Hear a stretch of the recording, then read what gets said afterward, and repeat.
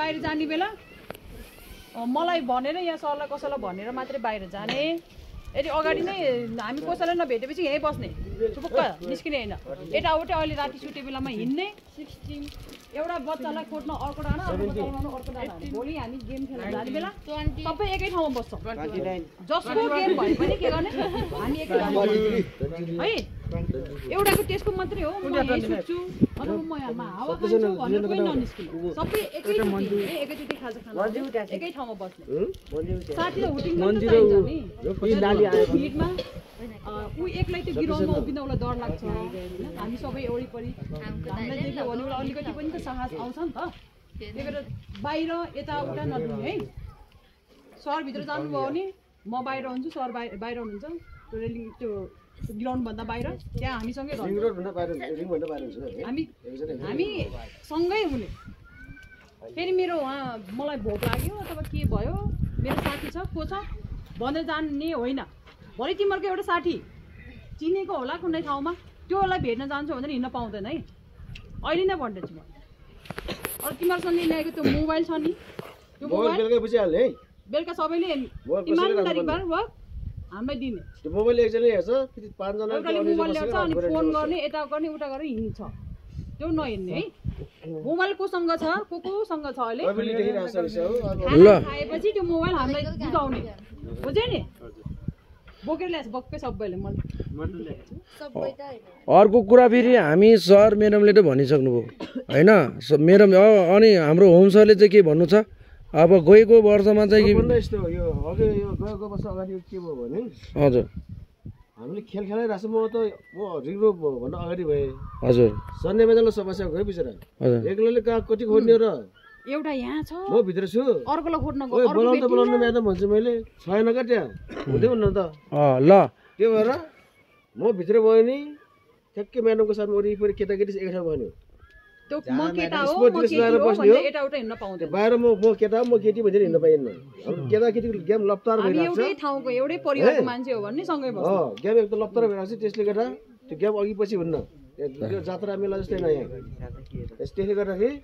म्याडमको पछाडि बहिनी कि के म्याडम अगाडि गर्नु म मेरो पछाडि बहिनी मेरो बुझ्यो त्यो एकदम ध्यान दिने है भोलि आएर चाहिँ खोज्नु पऱ्यो त्यो खोज्नु नपर्छ फेरि ल बुझ्यो त्यसै गरी हाम्रो गेम एकदम राम्रो हुन्छ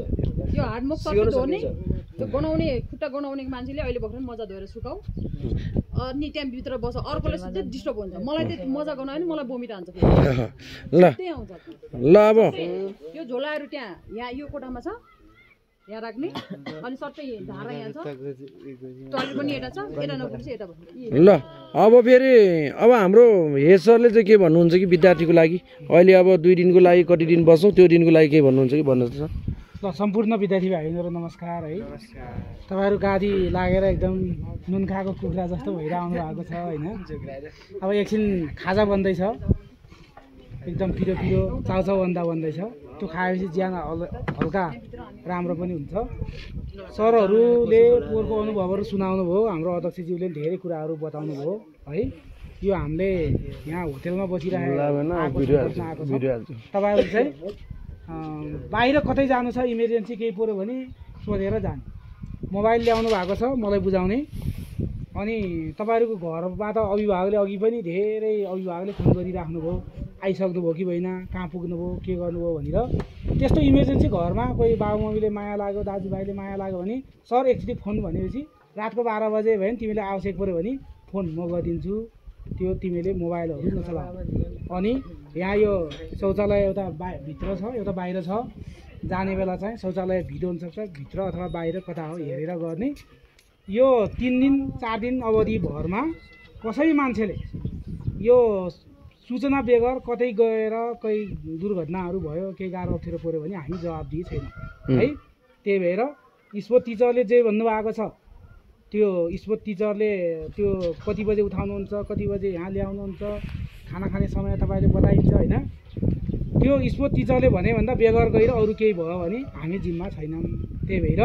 एकदम तपाईँले बिरामी भयो गाह्रो अप्ठ्यारो पऱ्यो भने जतिखेर केही अप्ठ्यारो नमानिकन हामीलाई सरहरूले भन्ने हामी तयारी छौँ अनि यहाँ तपाईँहरू चाहिँ अब एकछिन खाजा खाएर रेस्ट गरेपछि फेरि यहाँ एकछिन हामी आफै यसो यहाँ घुमाउँछौँ रनिङ सिलको बाहिर ग्राउन्डहरू घुमाउँछौँ। त्यसपछि तपाईँहरू आएर फेरि आराम गर्ने, बेलुकी एक्सर्साइजहरू गर्ने कामहरू गराइराख्नुहुन्छ। त्यही भएर तपाईँहरू